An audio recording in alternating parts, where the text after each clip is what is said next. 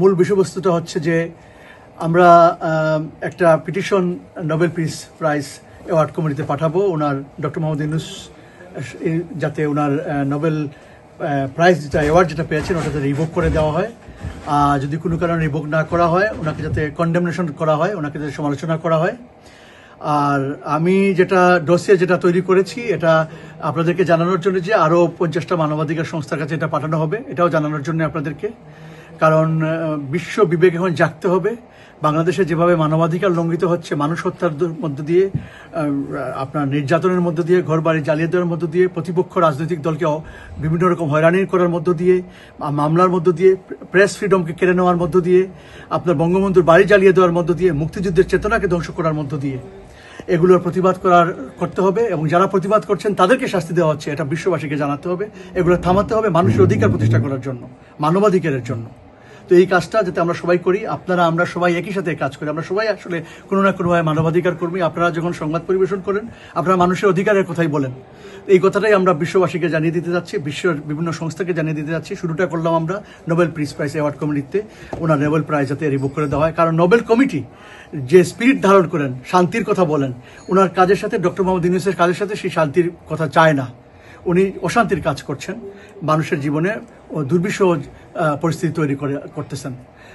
আর উনি আরেকটা বড় ব্যাপার, উনি ক্ষমতায় আসছেন অসাংবিধানিকভাবে।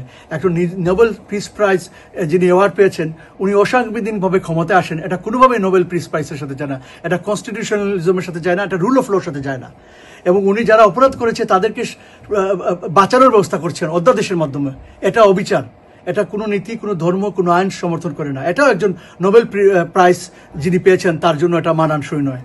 তো উনি যাদেরকে রিপ্রেজেন্ট করছেন এটা তারাই করার কথা। উনি ওই আপনাদের ইসলামিক এক্সট্রিমিস্ট, র্যাডিক্যালিস্ট ওদেরকে রিপ্রেজেন্ট করছেন, হিজবুত তাহরির, শিবির, আপনার জামাতে ইসলামী।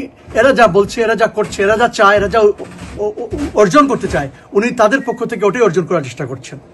যে আমরা প্রথম থেকে বলে আসছি যে এই আন্দোলনকে চাঙ্গা করার জন্য এদের একটা পলিসি ছিল।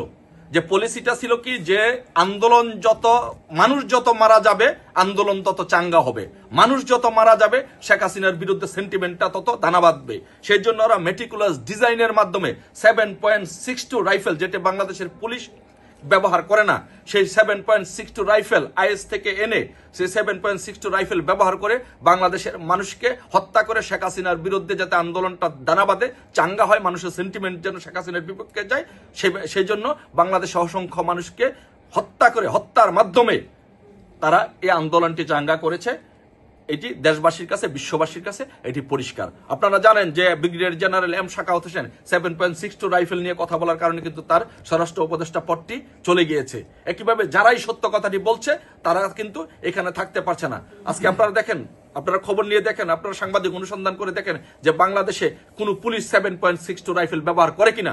এই 7.62 রাইফেল কোথা থেকে আসলো? এই 7.62 রাইফেল আইএস ব্যবহার করে, পাকিস্তান ব্যবহার করে, বাংলাদেশ 7.62 রাইফেল ব্যবহার করে না। সো এর থেকে এটা প্রমাণিত যে শেখ হাসিনাকে বেসিক্যালি ক্ষমতা থেকে উৎখাত করার জন্য 7.62 রাইফেল দিয়ে এই আন্দোলনের সময় আন্দোলনটাকে চাঙ্গা করার জন্য, ধানাবাদানের জন্য এই মানুষগুলোকে হত্যা করা।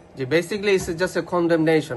We are just appealing to our international diaspora and community, international যত আন্তর্জাতিক সংস্থা আছে, we are appealing to them to condemn this violence in Bangladesh, to create artificial যেভাবে আমাদের যে ইনস্টেবিলিটি তৈরি করা হচ্ছে বিভিন্ন রকম far right and far left, far right extremist, far left extremist যে কম্বিনেশন করে, এই যে একটা ইঞ্জিনিয়ারিং ওয়েতে যে মব ভায়োলেন্স এবং এক্সট্রা জুডিশিয়াল কিলিং এবং দেশের অর্থনীতিকে অস্থিতিশীল করার জন্য, এটার মাধ্যমে কি হচ্ছে বিভিন্ন এনজিও সংস্থা এবং বিভিন্ন যে সামাজিক ব্যাংক এদের লাভবিত হচ্ছে। তো এই নীতি থেকে, এই ধরনের বিজনেস নীতি থেকে যেন সরে আসে, ইন্টারন্যাশনাল কমিউনিটি যেন এটাকে প্রতিরোধ করে এবং এটাতে কন্ডেম করে।